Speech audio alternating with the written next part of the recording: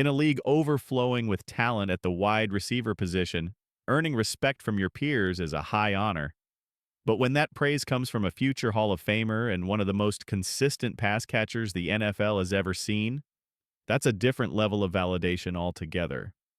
Tampa Bay Buccaneers legend Mike Evans has been the gold standard of elite receiving for over a decade.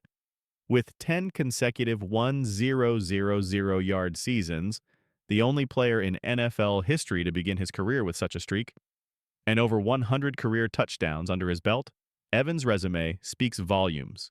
So when he was recently asked to name his favorite young wide receiver in the league today, his answer turned heads across the football world.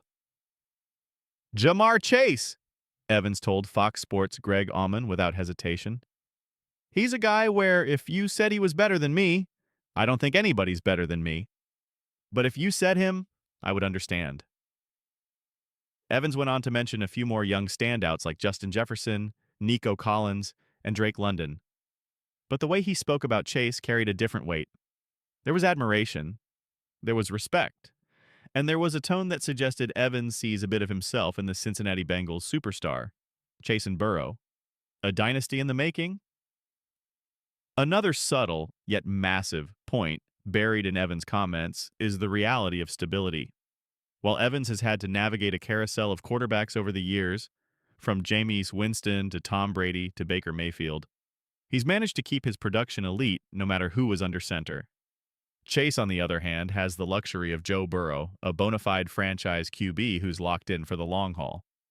If both stay healthy, this is a combination that could rewrite the record books.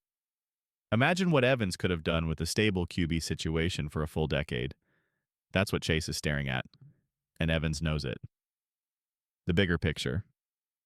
Mike Evans' list wasn't just a shout-out to Chase. It was a nod to the next wave of wide receiver royalty.